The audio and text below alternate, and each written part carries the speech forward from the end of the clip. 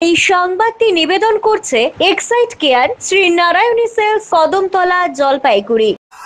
দক্ষ computer engineer না হয়ে মৃৎশিল্পী হিসেবে যোগদান যুবক মাধবের। আইটিআই এর পড়াশোনা শেষ করেই সরাসরি মৃৎশিল্পী হিসেবে যোগদান। বর্তমানে সুনাম অর্জন করতে পেরেছে মৃৎশিল্পীর পেশাতে। গোমস্তপাড়ার বাসিন্দা মাধব শীল নিজেও কম্পিউটারে আইটিআই পাশ করেও মন জ্ঞান সবই প্রতিমার দিকে, আর তাই বিগত 8 বছর ধরে আইটিআই পাশ করার পর মৃৎশিল্পের কাজে নিজেকে নিযুক্ত করেছে। এই কাজে যথেষ্ট সুনাম অর্জন করেছে। এবছর শহরের বেশ কয়েকটি পুজো মণ্ডপের প্রতিমার অর্ডার নিয়ে তৈরি করে ফেলেছে সে। মাধব কয়েক বছর আগে কম্পিউটার নিয়ে আইটিআই পাশ করে, তবে পাশ করা তার জরুরি হলেও বাড়ির জন্য সে পড়াশোনা করেছিল। এখন সে মৃৎশিল্পীর কাজে ব্যস্ত, আর তাই চাকরির চেষ্টা ছেড়ে বর্তমানে সে বেশ কয়েকটি বড় বড় পুজোর মূর্তি করার অর্ডার পেয়েছে। এই কাজে নিজেকে এতটাই ব্যস্ত রেখেছে যে সে তাই কোনো চাকরির ইন্টারভিউ পর্যন্ত দেয়নি। তার কাজ দেখে মাধবের বাবা থেকে পরিবারের সকল সদস্যের সকলেরই প্রশংসা করেন, কিন্তু সকলেই আফসোস চাকরি করলে হয়তো স্বাচ্ছন্দ্যের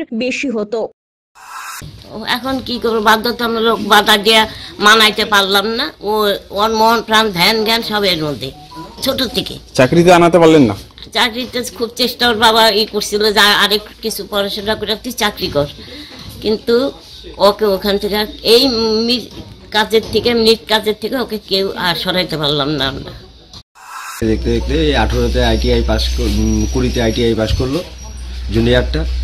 করার পরেই তো লকডাউন শুরু হয়ে গেল। তার 2 বছর আগের থেকে ওই 18 থেকে মানে ঠাকুর বানানো একটা মোটামুটি শুরু করছে। তো আর ইন্টারভিউও দেয়নি, আর এইসব চাকরি বাকরির দিকেও চেষ্টা করেনি। ও এইটার মধ্যেই মোটামুটি মনোসংযোগ করে দিয়েছে। এখন কেমন ওর দেখছেন? এখন মোটামুটি চলছে বাড়িতে কম বেশি। মানে ওকে পয়সা দিয়েও করাইতে পারলাম না, ইন্টারভিউ দেওয়াইতে পারলাম না। ওর এইটাই মনোযোগ, ওর এইটাই ধ্যান, এইটাই জ্ঞান। পড়াশোনা কলেজে আইটিআই পাস। ITI pass? আচ্ছা, আইটিআই পাস করে আপনি মৃৎ শিল্পের কেন? এই শখের থেকে পেশা হয়ে গেছে এটা আর কি। আইটিআই পড়ার পর আর কোনো চেষ্টা? না, আমার চাকরি করার ইচ্ছাই ছিল না। আমি ইন্টারভিউ এখনো দিইনি কোনো চাকরি। আইটিআই পড়লেন কেন? এই বাড়িতে বলছে পড়াশোনার দরকার, তার জন্য করা। আইটিআই পড়ার মানে তো কোনো একটা নির্দিষ্ট ইচ্ছা করা, কিন্তু বাড়িতে সবাই বলছিল যার জন্য কোর্স করে রাখছি কমপ্লিট। অমিত বণিকের প্রতিবেদন, সিসিএন, তরাইডুয়ার সংবাদ। এক্সাইট কেয়ার, শ্রীনারায়ণী সেলস নিয়ে এলো শহরবাসীর জন্য দারুণ সুখবর। এখানে পুরনো ব্যাটারি এক্সচেঞ্জ ও নতুন ব্যাটারি ক্রয়ের উপর ইএমআই এর সুবিধা রয়েছে।